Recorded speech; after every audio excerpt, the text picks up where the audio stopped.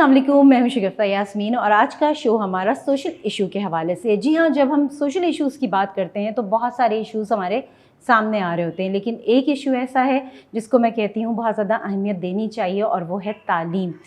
तालीम इंसान में एक शऊर पैदा करती है, उसको बताती है कि क्या करना चाहिए, क्या नहीं करना चाहिए, एक सही रास्ता दिखाती है। उस्ताद का जो रोल होता है बच्चों की ज़िंदगी में वो बहुत अहमियत रखता है और उसकी वजह ये है कि उस्ताद बच्चों को ट्रेन कर रहा होता है उसकी फ्यूचर लाइफ के लिए। अब जाहिर सी बात है जब उस्ताद उस ट्रेनिंग दे रहा है तो बच्चे की तरबियत भी वैसी होनी चाहिए ताकि बच्चा आगे जाके एक अच्छा शहरी बन सके। लेकिन इसके लिए कहते हैं कि भाई तालीम का एक अपना स्टैंडर्ड भी होता है। अगर वो स्टैंडर्ड मेंटेन नहीं किया जाता तो वो बच्चा दूसरे बच्चों से कम्पीट नहीं कर सकता। हमारे मुल्क में दो निज़ाम तालीम चल रहे हैं, एक उर्दू मीडियम और एक इंग्लिश मीडियम। उर्दू मीडियम सरकारी स्कूल को कहा जाता है, ये सब आप जानते हैं, और उसके अलावा इंग्लिश मीडियम जितने भी प्राइवेट स्कूल्स हैं उनको कहा जाता है। उर्दू मीडियम में जब तालीम की हम बात करते हैं तो बहुत सारे वहाँ पर हमें कहना चाहिए कि कमी नज़र आ रही होती है। इंग्लिश मीडियम की बात करते हैं तो जहाँ बहुत सारी अच्छाइयाँ हैं वहाँ पे बहुत सारी चीज़ों की कमी भी महसूस होती है, या यूँ समझ लीजिए कि कुछ चीज़ें अफोर्डेबिलिटी के लेवल से बहुत ज़्यादा बाहर चली जाती हैं। हमने प्राइवेट स्कूल से दो हमारे बहुत ही मुअज़्ज़ज़ गेस्ट हैं यहाँ पे और हमारी खुशकिस्मती है कि वो आ गए, क्योंकि हमने जब गवर्नमेंट स्कूल से बात की तो उन्होंने तो माज़रत कर ली, लेकिन खुशकिस्मती से हमारे साथ यहाँ पर तारिक शाह साहब मौजूद हैं जो कि प्रेसिडेंट प्राइवेट स्कूल एसोसिएशन है। अस्सलाम वालेकुम। वालेकुम सलाम। Thank you for coming. Thank you. और तारिक साहब के बारे में मैं ये कहूँगी कि मैं जब भी इनको इनवाइट करती हूँ, कहीं पर भी मैं बैठी हूँ, ये जब भी आते हैं, इनको बुलाया जाता है, ये ज़रूर आते हैं, फेस करते हैं और बात करते हैं। तो ये आपका एक पॉजिटिव पॉइंट है, थैंक यू, जो मुझे शेयर करना बहुत ज़रूरी था। और इनके साथ हमारी एक बहुत अच्छी सी गेस्ट हैं जो कि प्रिंसिपल हैं ग्रामर स्कूल की, राकिया रिजवान साहिबा। अस्सलाम वालेकुम। वालेकुम अस्सलाम, कैसी हैं शगुफ्ता? बिल्कुल ठीक ठाक, खैरियत से। थैंक यू सो मच, आप लोग यहाँ पर तशरीफ़ लाए। Thank you for inviting us. और आज जो है वो मैं बहुत सारी बातें करने वाली हूँ, लेकिन वो बातें, मेरा तो स्कूल का टाइम निकल गया है, लेकिन जो बच्चे स्कूल में पढ़ रहे हैं उनके हवाले से हमें बहुत सारी बातें करनी है। उनके पेरेंट्स के बड़ी शिकवे शिकायत हैं। आपको पता है कि हम हमेशा हर किसी को तो सेटिस्फाई नहीं कर सकते, कोशिश होती है लेकिन हर इंसान को सेटिस्फाई करना मुश्किल है। पहली चीज़ जो मैं आप दोनों से, आप जो भी जवाब देना चाहे, पहली चीज़, प्राइवेट स्कूल की तरफ हम देखते हैं तो इंग्लिश बड़ी अच्छी हो जाती है बच्चों की, वहाँ पे इंग्लिश की टीचर्स होती हैं जो तालीम देती हैं, और इंग्लिश इंटरनेशनल लैंग्वेज है, हमें पता है, आनी बहुत ज़रूरी है। यहाँ का जो बच्चा होता है जब उसको उर्दू और इस्लामियात की तरफ लेकर आते हैं तो बड़ा परेशान होता है, उसके लिए उसे ट्यूशन करना पड़ता है। क्या वजूहात हैं? क्योंकि अब आप लोग जो प्राइवेट स्कूल को देख रहे हैं, आप लोगों के पास तो इंग्लिश पढ़ाने के लिए टीचर्स इतनी अच्छी हैं, तो उर्दू की टीचर्स भी अच्छी होंगी, ये कमज़ोरी क्यों है? जब पेरेंट्स प्राइवेट स्कूल में एडमिशन करवाते हैं अपने बच्चों का, तो सबसे पहली उनकी प्रायोरिटी है, सबसे पहली जो उनकी एक रिज़ल्ट ओरिएंटेड फीडबैक जो उनको चाहिए होता है वो ये है कि मेरा बच्चा घर इंग्लिश बोलता हुआ आए, मेरा घर बच्चा जो है वो इंग्लिश फ्लुएंट बने, इंग्लिश में अच्छी कॉन्वर्सेशन करे, अच्छी इंग्लिश लिखे। क्योंकि शायद हम थर्ड वर्ल्ड कंट्री जो है वो इस चीज़ों से जो है ना बहुत ज़्यादा अपने आप को समझते हैं कि अगर हम इंग्लिश आ जाएगी तो हम बहुत ज़्यादा मॉडर्न हो जाएंगे, हम बहुत ज़्यादा डेवलप्ड नेशन कहलाएंगे।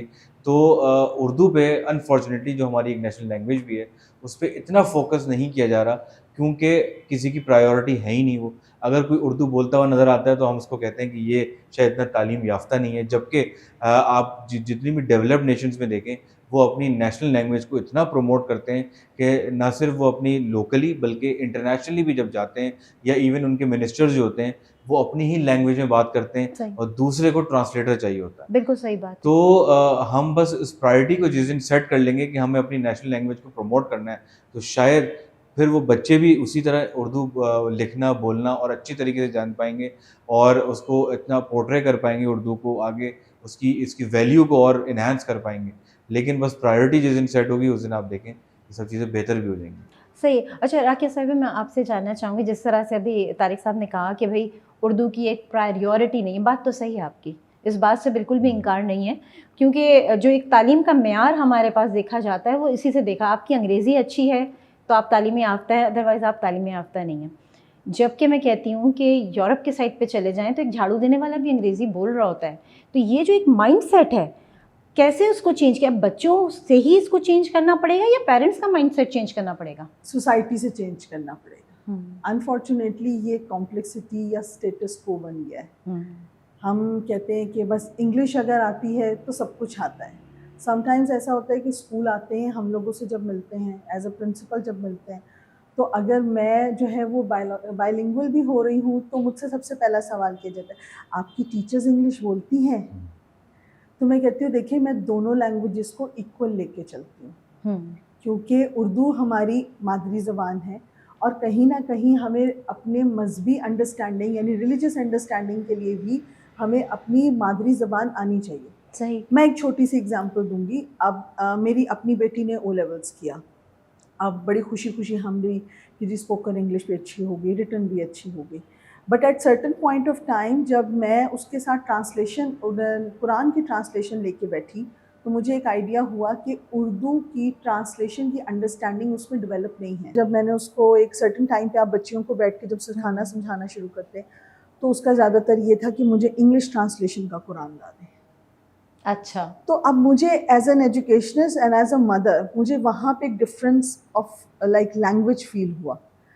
अब मेरी कोशिश ये होती है कि even running a private school as a principal, मैं दोनों लैंग्वेजेस को बराबर लेके चलूँ, उसकी इम्पोर्टेंस भी बताऊँ पेरेंट्स को भी, बच्चों को भी। सही। ज़िंदगी में उसकी क्या ज़रूरत है, ग्लोबली आप कहीं पे भी हो, आपको इंग्लिश की भी ज़रूरत है, आपको अपनी नेटिव लैंग्वेज की भी ज़रूरत है। फिर मैं छोटे छोटे जो मेरे पास बच्चे हैं उन्हें डिफरेंट एग्जांपल्स दी जाती हैं। और सिर्फ मैं ही नहीं, मेरे साथ जितने भी मेरे सर्कल के हैं, डिफरेंट और स्कूलों के हैं, हम सब तकरीबन यही बात कर रहे होते हैं कि उर्दू लैंग्वेज को लेके जो एक कमी है उसको कैसे पूरा किया जाए। लेकिन हाँ, हम अकेले कुछ नहीं कर सकते। सोसाइटी को चेंज चाहिए, सोसाइटी को चेंज चाहिए, पेरेंटल बॉडी को चेंज चाहिए। अब कितने ऐसे हैं, तारिक साहब भी इस चीज़ के गवाह हैं कि हमारे पास पेरेंट आते हैं, वो कहते हैं मैडम ये उर्दू नहीं पढ़ सकते। हाँ, आप सही कह रही हैं। आप क्या ऐसा पॉसिबल है कि उर्दू के पेपर ना दें? मैं कहती हूँ या आज उर्दू के नहीं पेपर इंग्लिश में देंगे, दे दे। हाँ, ये आज नहीं देंगे, कल नहीं देंगे। अब चाहे वो मैट्रिक करें, ओ लेवल्स करें, उर्दू तो अटेम्प्ट करनी है। फिर जिंदगी में किसी भी मौके पे आपके पास आप अपना, फिर मैं ये एग्जांपल देती हूँ, आप अपना काम चलाएंगे, आप कोई ऐसी जॉब करेंगे जहाँ आपके इर्द गिर्द आपकी टीम जो है, आपको उसको उर्दू में डील करना है, तो आप कैसे करेंगे? दुनिया में बहुत सारे बिजनेसेस हैं, बहुत सारे तरीके हैं। बिल्कुल। फिर मैं ये मोटिवेशन देती हूँ, आपको इतना लिखना पढ़ना तो आना चाहिए कि आप ज़िंदगी की और दुनिया की समझ कर सकें। बिल्कुल सही बात है कि जो चीज़ भी, अच्छा जब आपने ये वाली बात की ना, तो इससे एक सवाल मेरे जहन में आ रहा है कि इंसान को इतनी समझ होनी चाहिए कि हम कर क्या रहे हैं, और उर्दू की भी इतनी समझ होनी चाहिए, इंग्लिश की भी होनी चाहिए, दोनों चीज़ें इंपॉर्टेंट। हमें प्राउड होना चाहिए, हमें खुशी होनी चाहिए अपनी लैंग्वेज पे, जो कि नहीं होती। अच्छा, मेरे जहन में एक सवाल ये आ रहा था अभी कि जिस तरह से स्कूल्स में हम देख रहे हैं, जिस तरह आबादी बढ़ती जा रही है, स्कूल्स की तादाद भी बहुत ज़्यादा हो गई है। एक ही मोहल्ले में एक स्कूल यहाँ पर है तो दूसरा थोड़े से फासले पे, तीसरा रेजिडेंशियल एरिया में इतने स्कूल्स खुल गए हैं कि जिसकी वजह से बेतहाशा प्रॉब्लम्स हैं। गाड़ी पार्क करने का प्रॉब्लम है, सिक्योरिटी का इशू है, बहुत सारे इश्यूज़ हैं। लेकिन मैं ये जानना चाहूँगी कि आप क्या कोई आप लोगों के पास ऐसी कैलकुलेशन है, कोई ऐसा आप लोगों को पता है कि जी कितने स्कूल इस वक्त रन कर रहे हैं जो रजिस्टर्ड भी हैं और अनरजिस्टर्ड भी हैं? जी असल में हम 2-3 साल बल्कि 5 साल कंप्लीट हो गए हैं इस पे। हम इस पे वर्क कर रहे थे गवर्नमेंटल लेवल पे कि सेंसस होना चाहिए। तो अल्हम्दुलिल्लाह काफ़ी जद्दोजहद के बाद गवर्नमेंट ने इस पे सेंसस स्टार्ट किया और थ्रू आउट सिंध जो है इसको जब इम्प्लीमेंटेशन हुई, लेकिन अभी भी मैं फिगर से सेटिस्फाइड नहीं हूँ। लेकिन ये है कि कम से कम कुछ सेंसस तो हुआ। तो अभी 12,100 स्कूल जो हैं वो पूरे सिंध के अंदर स्कूल एग्जिस्ट करते हैं अकॉर्डिंग टू गवर्नमेंट, और उसमें तकरीबन 2,80,000 जो है वो टीचर्स एम्प्लॉयड हैं हमारे पास। और इसी के हिसाब से जो है वो बच्चे जो हैं वो अकोमोडेट, उसकी एग्जैक्ट फिगर मुझे याद नहीं रही, लेकिन इतने लोग भी एम्प्लॉयड हैं और इतने स्कूल्स भी यहाँ मौजूद हैं। जहाँ आपने बात की गली गली में जो स्कूल खुले हुए हैं, मैं आपको बताऊँ वो भी कम पड़ रहा है। अगर मैं सिंध की बात करूँ तो 40,000 गवर्नमेंट स्कूल्स हैं अकॉर्डिंग टू देम, और 12,000 हमारे प्राइवेट स्कूल्स हैं। उनके बावजूद 23 लाख बच्चा अभी भी स्कूल से बाहर है जो आउट ऑफ स्कूल है। 23 नहीं बल्कि 32-33,000 जो अभी इन्होंने दिया है फिगर, इतने बच्चे स्कूल में नहीं हैं अभी अकॉर्डिंग टू नादरा डेटा। जब माइनस किए गए स्टूडेंट्स तो अभी भी तकरीबन 33 लाख 34 लाख बच्चा नहीं है। तो मतलब उसका मकसद ये है कि हमारे स्कूल कम हैं, तो हमें स्कूलिंग बढ़ानी है, स्कूल्स बढ़ाने हैं, चाहे गवर्नमेंटल लेवल पर हो चाहे प्राइवेट लेवल पर हो। तो एक चीज़ ये है कि हाँ, मैकेनिज़्म ज़रूर बनाने की ज़रूरत है कि अगर कोई स्कूल बेशक खुल भी रहा है, क्योंकि पेरेंट्स की आज जो प्रायोरिटी होती है वो ये होती है कि मेरा बच्चा मेरे करीब के स्कूल में चले जाए, जो घर से करीब हो, ट्रैवलिंग डिस्टेंस कम हो, और खुदा ना खास्ता अगर कोई इंसिडेंट हो तो फ़ौरन जाके हम बच्चों को ले भी सकें अगर तबीयत ख़राब हो जाए, जो भी XYZ मामलात होते हैं बच्चों के। तो जो स्कूल भी अगर विसिनिटी रेजिडेंशियल एरिया में खुल भी रहा है तो उसकी रिस्पॉन्सिबिलिटी है कि फिर वो उस एरिया में जो मैकेनिज़्म है उसको कंट्रोल भी करे। सही चाहे है। ट्रैफ़िक के मामलात हो, चाहे पार्किंग के मामलात हो, कि कोई भी रेज़िडेंट जो हैं आपके आस-पास वो डिस्टर्ब ना हो। तो इसका ख़्याल रखना बहुत ज़रूरी होता है, एथिकली भी बहुत ज़रूरी है कि आपके जो रेज़िडेंट्स हैं वो आप डिस्टर्ब ना हो। तो ये ज़रूरी है। ये सारे हैं। अच्छा, ये जो जिस तरह से स्कूल की बात मैंने की कि जी गली में मोहल्ले में बेतहाशा स्कूल है, आप समझते हैं उसमें भी वही स्टैंडर्ड ऑफ एजुकेशन दिया जा रहा है जो कि एक बड़ी जगह पर स्कूल है या बड़े नाम वाला स्कूल है? हाँ, ये भी एक परसेप्शन है। वो ये है कि हम स्कूल को डिस्क्राइब कैसे करते हैं, यस। और ये थोड़ा-सा अलमिया हमारे यहाँ भी, हमारे मुल्क में भी है बड़ा कि स्कूल, छोटा स्कूल। हाँ, यस, इसीलिए मैंने सवाल किया। ये भी है, ये और कॉन्सेप्ट आज तक हमारी डिक्शनरीज़ में या हमारे जो लॉज़ में स्कूल को प्रॉपर्ली ऑफ़िशियली भी डिफ़ाइन नहीं किया गया सही। कि स्कूल है क्या, डेफ़िनेशन क्या है स्कूल की, हम्म, किस तरह होना चाहिए वो स्कूल। स्टैंडर्ड देखें, स्कूल टू स्कूल वेरी करता है। ज़रूरी नहीं है कि अगर वो छोटी बिल्डिंग में बना हुआ है तो वो अच्छा नहीं पढ़ा रहा होगा, सही। और या ये कम भी ज़रूरी फीस नहीं का है, है तो हाँ, अच्छा अच्छा नहीं होगा। पढ़ा रहा होगा, बिल्कुल ऐसी है। कम फी का तो वो कहते हैं कि अच्छा कई टीचर्स अच्छा नहीं अच्छी होगा। नहीं होंगी। आपको बड़े Exactly. अच्छी एजुकेशन कम फीस वालों में भी मिलेगी। हुँ, लेकिन मैं ये नहीं कहूँगी कि हाई फीस वाले अच्छे नहीं पढ़ाते। देखिए, स्टैंडर्ड एरिया, लोग और उसके हिसाब से होता है। आप कोई भी चीज़ उस एरिया के जिन ऑडियंस को आप कैटर कर रहे हो वो की जाती है। अब माशाल्लाह तारिक साहब जो हैं वो हमारे साथ मिलके हम बहुत सारे जगहों पे स्कूल्स और हम लोग देखते हैं, एरिया वाइज आपकी रिक्वायरमेंट है, ये फीस नहीं है। हुँ, अगर आप फॉर एग्जांपल डिफेंस के स्कूल का स्टाइल और फीस आप नॉर्थ नाज़िमाबाद में करेंगे, नहीं हो सकेगा, वो नहीं चलेगा, बिल्कुल। उसको लोग एक्सेप्ट नहीं करेंगे। It's not the standard of education, it's first the pocket of education. Hmm, ठीक है, सही। हमें ये भी देखना पड़ता है। अब स्कूल खोलने वाले जितने भी लोग हैं, हमने जितने लोगों के साथ काम किया एज एन एम्प्लॉय, उनका सबसे पहला ये होता था कि क्या मैं इस जगह पर वो पॉकेट फ्रेंडली स्कूल दे रहा हूँ जो इस जहाँ के लोगों की अफोर्डेबिलिटी हो, या मैं वो देने जा रहा हूँ जो मेरे दिमाग में है और यहाँ के लोग अफोर्ड नहीं कर सकते। फिर स्टैंडर्ड ऑफ स्कूल की कोई डेफिनेशन नहीं है। नहीं है। सही। आप अगर मेरे पास आई और मेरा तरीक़ेकार आपको बातचीत क्लिक कर गई, मेरे स्कूल का तरीका आपको क्लिक कर गया, तो आप कहेंगे ये स्कूल अच्छा है। सही है। आप तारिक साहब के स्कूल जाएंगी तो हो सकता है कि तारिक साहब के से मिलने के बाद या उनकी प्रिंसिपल से मिलने के बाद आपको लगे कि नहीं नहीं नहीं, वहाँ मिसराकिया के स्कूल में तो ये चीज़ थी। या अब आप किस तरीके से इसको डिफ़ाइन करें, ये ना आप as a parent, as a society भी नहीं कर सकते और हम भी नहीं कर सकते। हर एक की एक अपनी यूनिकनेस है और वो हर जगह वो अच्छे चल रही है। मेरा ये मानना है कि एज अ स्कूल हर बंदा अपनी अपनी जितने नंबर ऑफ़ स्टूडेंट्स को लेके चल रहा है, हम अपने तौर पे उतने बच्चों की जिम्मेदारी अपने तरीके से निभाने की भरपूर कोशिश करें। सही। अच्छा, मुझे ये बताइएगा कि जिस तरह से हम कहते हैं कि अभी महंगाई बहुत है, हम सब देख रहे हैं, आए दिन चीज़ों में जो है वो प्राइस उसकी इंक्रीज़ होती चली जा रही है। पेरेंट्स के लिए एक अफोर्डेबिलिटी का बहुत मसला है। अब अगर घर में 4 बच्चे हैं फॉर एग्ज़ाम्पल, फ़ी बढ़ती है, उस 4 बच्चों में उसकी फ़ी जा रही है मज़ीद, तो क्या ड्रॉप आउट आप देख रहे हैं, स्कूल से ड्रॉप आउट हो रहा है? ड्रॉप आउट भी हो रहा है, और थोड़ा-सा लोग अब जो अपनी जो स्कूल, जैसे अगर फ़र्ज़ करें अगर वो 100 रुपये वाले फ़ीस स्कूल पे है तो वो 50 वाले स्कूल पे शिफ्ट हो रहा है, क्योंकि ऑब्वियसली महंगाई जिस हिसाब से बढ़ती जा रही है, लोग इस पे अब देख रहे हैं कि उनकी सैलरीज़ उस हिसाब से इंक्रीज़ नहीं हो रही, जबकि गवर्नमेंट ने हर जगह तो ये कहा हुआ होता है कि मिनिमम वेज जितनी है आपको लागू कर की जाए। इवन मल्टीनेशनल तक में जो है उस तरह से रेज़ नहीं मिल रहा होता जिस तरह से महंगाई बढ़ रही होती है। तो ऑब्वियसली फिर पेरेंट्स परेशान होते हैं इसके अंदर, लेकिन काफ़ी स्कूल्स, मैं आपको बताऊं कि वो इस एलिमेंट को कंसिडर कर रहे होते हैं कि अगर एक पेरेंट के 4 बच्चे हैं, 3 बच्चे हैं उस स्कूल के अंदर, तो वो कहीं ना कहीं कंसेशंस उनको दे रहे होते हैं, अच्छा। अकोमोडेट कर रहे होते हैं उनको, क्योंकि ऑब्वियसली जब देखा जाता है कि एक ही फैमिली के 4 बच्चे आ रहे हैं तो वो कंसिडरेशन होती है, वो दी जाती है, और वो उनका हक भी है कि वो अगर एक कर रहे हैं तो उनको स्कूल अकोमोडेट करे।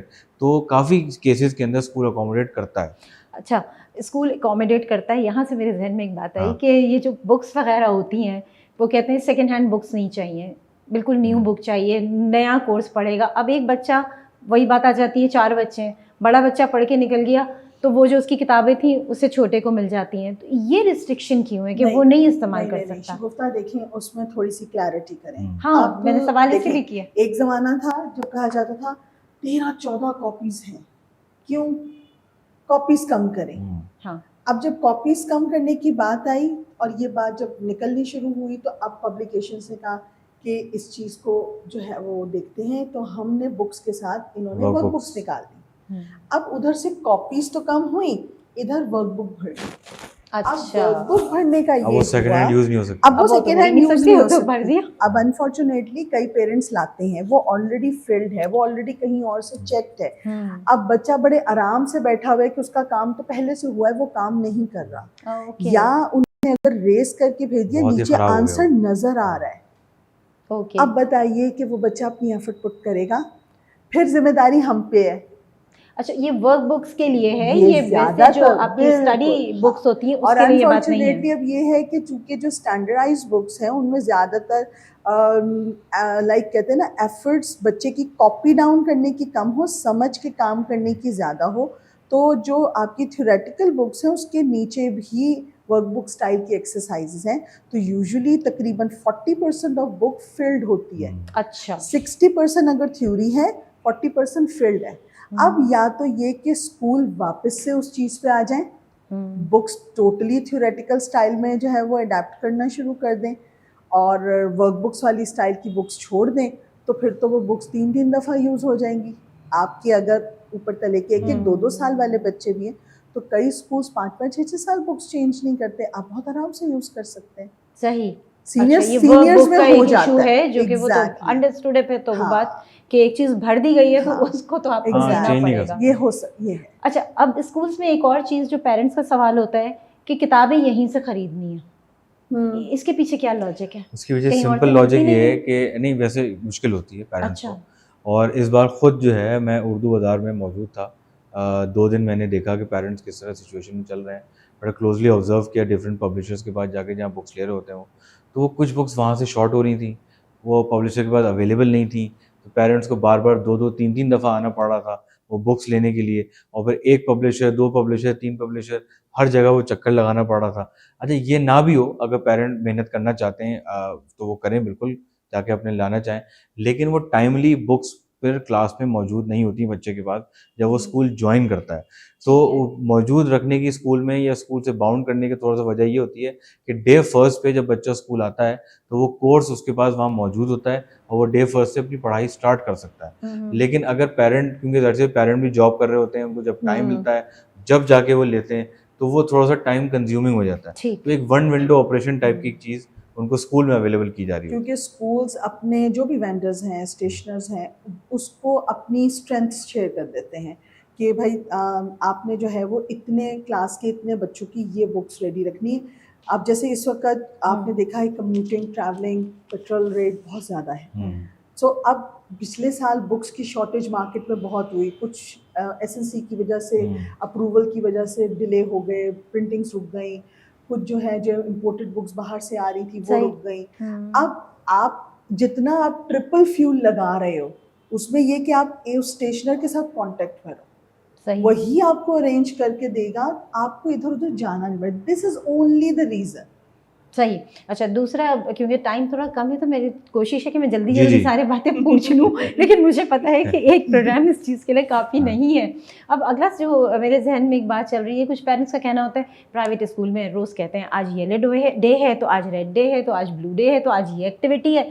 मैं उस चीज़ के उसमें हूँ कि भाई बच्चों को एक्टिविटी करानी पड़ती है, सिर्फ पढ़ाई पढ़ाई पढ़ाई नहीं होती। और इसकी एग्जांपल फिनलैंड की है जहाँ पे बेस्ट एजुकेशन सिस्टम है कि वो एक्टिविटी को बहुत टाइम देते हैं, पूरा एक्टिविटी बेस है। बच्चा कहते हैं कि खेल में जो चीज़ सीखता है वो शायद किताब के अंदर से ना सीख सके।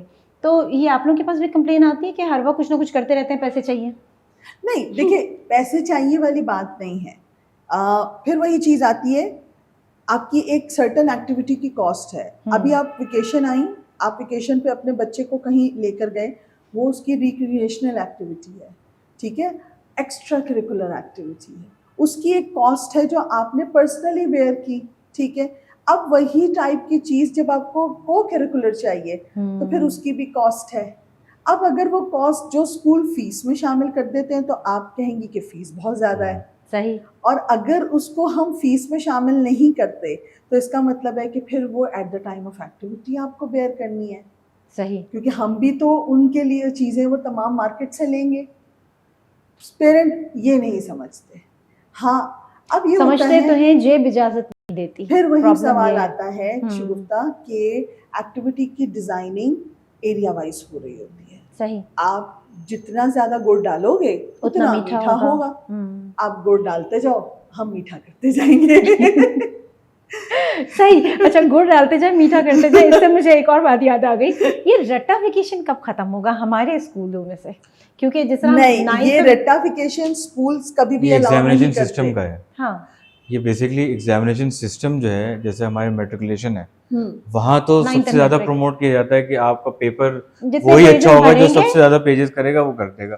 तो सिस्टम भी फिर आपको वैसे ही बनाना हाँ, पड़ेगा। और एक रट्टाफिकेशन स्कूल्स में आपको पेरेंट्स की तरफ से भी आ रहा होता है। अच्छा। एज इट इज आपने कॉपी वाला सवाल क्यों नहीं दिया? मैंने तो हाँ, बच्चे को ये वही तैयार तैयारी कराई कराया थी। था, आपने सवाल बदल के दे दिया, मेरा बच्चा फेल हो गया। नहीं, इवन आपने आपका स्कूल It स्टार्ट हुआ means कि अब अंडरस्टैंडिंग नहीं है। कॉन्सेप्ट हाँ। अंडरस्टैंडिंग नहीं है। और 1 मंथ अगर गुजर गया स्कूल स्टार्ट हुए हुए और आपने कोई रिटन वर्क नहीं कराया, तो पेरेंट ही आएंगे कि आपने रिटन वर्क क्यों नहीं कराया। अगर आप कॉन्सेप्चुअली बच्चों को पढ़ा रहे हैं ना, तो कहेंगे कॉपी भी तो भरें।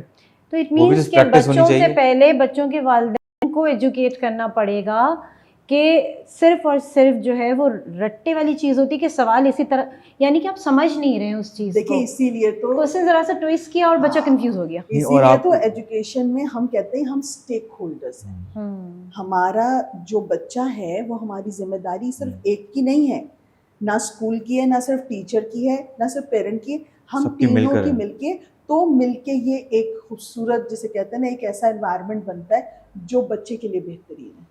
सही। इसीलिए तो हम कहते हैं हम स्टेक होल्डर्स हैं, हम पार्टनर्स हैं। अच्छा, मुझे ये बताइए, आपने प्राइवेट तो आप वर्क कर रही हैं, उसके अलावा आपने गवर्नमेंट लेवल पे भी काम किया, क्या डिफरेंस आपको फील हो रहा है? क्योंकि टाइम बिल्कुल कम रह गया, तो मैं जानना देखिए, चाहती हूँ। गवर्नमेंट लेवल के लिए जब मैंने काम किया, it was quite many years back, लेकिन उस वक्त मेरा इंटरेक्शन टीचर्स के साथ हुआ था। मैंने इंटीरियर सेल में नवाब शाह लाड़काना के लिए किया था। मैं स्टूडेंट्स के साथ तो मेरा इंटरेक्शन बहुत थोड़ा हुआ, लेकिन जो मुझे सबसे ज़्यादा महसूस हुआ वो ये था कि जो एक पैशन है कुछ करने का, कुछ नया सीखने का, वो उसकी कमी थी। हालात की मजबूरी, घर की जिम्मेदारी, ये नौकरी जानी नहीं चाहिए, इस वजह से हम आ गए हैं ट्रेनिंग लेने, लेकिन उसमें पैशन नहीं था। पैशन होता है ना तो आप कुछ ना कुछ सीखते रहते, आप में सेल्फ लर्निंग आती है। बिल्कुल। अब फॉर एग्जांपल आप और हम तीन बैठे हैं, अब आप हम कहीं और बैठे होंगे, हो सकता है आप उस एनवायरनमेंट से, हम तीन की बातों से कुछ हम आपसे सीखे, कुछ आप हमसे सीखे, ये एक सेल्फ लर्निंग है। फिर उसे कहीं ना कहीं अप्लाई करेंगे। वो ये था कि बस जो मिल गया है उसी पे चलना है, नौकरी करनी है, क्योंकि हालात अच्छे नहीं। सही।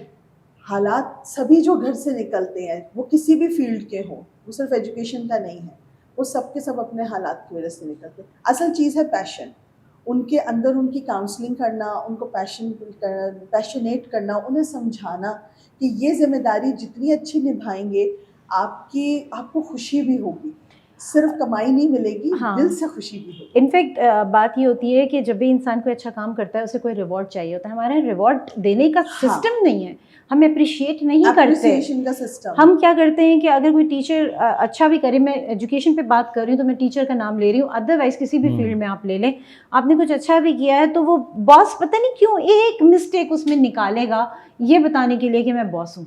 तो ये जो एक बिहेवियर है, जब तक ये चेंज नहीं होगा पैशन नहीं आ पाएगा। एक आदमी में होता है पैशन स्टार्टिंग में, जब उसको ठोकरें इतनी लगती है ना तो उसका पैशन कहीं खो जाता है। लेकिन शगुफ्ता, ये वन साइडेड स्टोरी है। देखें, अब परसेप्शन और खुद से उसको एक्सपीरियंस करने, दोनों में फ़र्क है। वक्त के साथ साथ डिक्टेटर लीडरशिप डेमोक्रेटिक लीडरशिप में चेंज होती जा रही है, क्योंकि आने वाले अब ज़्यादातर जो लीडर्स हैं ख़ासतौर पे एजुकेशन में, वो खुद नीचे से ऊपर आए हैं।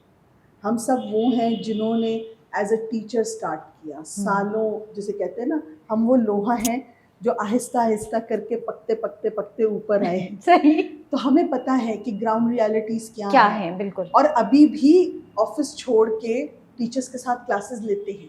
सही, सिर्फ ऑफिस में बैठ के ऑर्डर नहीं झाड़ते हैं। हाँ, कुछ होते हैं कि उनका तजर्बा खुद का कैसा रहा, ये टू वे है, एक्शन एंड रिएक्शन है। सही, हम किसी एक साइड को ब्लेम नहीं, मैं ये भी नहीं कहूँगी टीचर्स गलत है, मैं ये भी नहीं कहूँगी मैनेजमेंट गलत है, ये टू वे रिएक्शन है। सही, हो सकता है उस मैनेजमेंट के पुराने एक्सपीरियंसेस बिल्कुल अच्छे वो ना हम हो कहते हैं कि और अब वाले ना हो। अच्छा, मैं तारिक साहब आपसे ये जानना चाहूँगी कि जिस तरह अभी हमने बात की कि पेरेंट्स की कंप्लेन होती है कि किताबों के हवाले से, तो यूनिफॉर्म के हवाले से कि बड़ा प्रेशर है, एक्टिविटीज़ के हवाले से, लेकिन कुछ स्कूलों के साथ ये चीज़ एसोसिएट होती है कि ये मनी मेकर है, कहते हैं कि एजुकेशन अब बिजनेस बन चुका है, क्या कहेंगे उन लोगों के बारे में? देखें, प्राइवेट सेक्टर जो है वो ऑब्वियसली मॉनेटरी बेसिस पे तो चल रहा होता है, और जब इसकी सर्वाइवल ही जो है वो मॉनेटरी चीज़ें जब हो रही होती हैं जब भी उसका सर्वाइवल होता है, जो फ़ी कलेक्टर होते हैं। इसमें जैसे कुछ इन्वेस्टर्स हैं वो भी आते हैं, उनकी भी ज़रूरत है हमारी इस माशरे के अंदर। जब हम कहते हैं कि हमें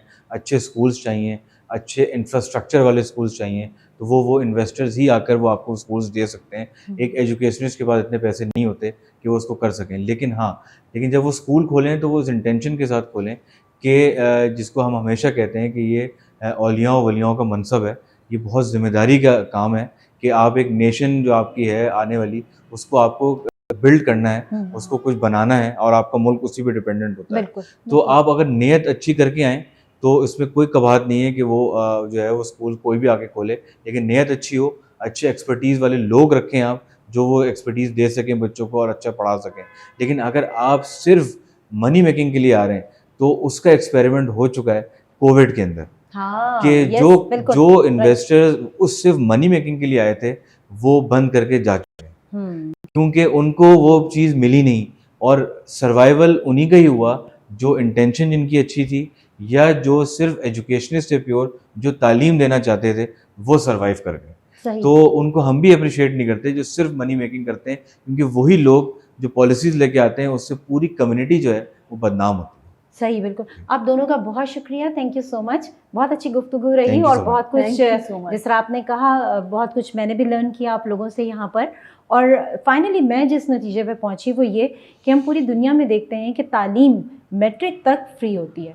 अगर हमारे मुल्क में भी ये निज़ाम आ जाए कि मैट्रिक तक आप बच्चे की तालीम को फ्री कर दें, उसके बाद फिर पेरेंट्स के ऊपर लोड आए, तो ये जो ड्रॉप आउट रेशो है ये भी कम हो जाएगा और एक गरीब का बच्चा जो है वो भी एक अच्छी तालीम हासिल कर सकेगा। हम सजेस्ट कर सकते हैं, उम्मीद कर सकते हैं, इम्प्लीमेंट करना तो आपको पता है कि फिर ये हुकूमत का अपना एक बहुत बड़ा रोल है। अगर वो इस तरह से रोल परफॉर्म कर दें तो हम सब के लिए बड़ी आसानी हो जाएगी। चलिए, इस बात के साथ ही अच्छी उम्मीद के साथ प्रोग्राम ख़त्म करते हैं। यहाँ पर आपसे इजाज़त चाहते हैं, फिर मिलेंगे एक नए टॉपिक के साथ। अपना बहुत ख्याल रखिएगा। अल्लाह हाफ़िज़।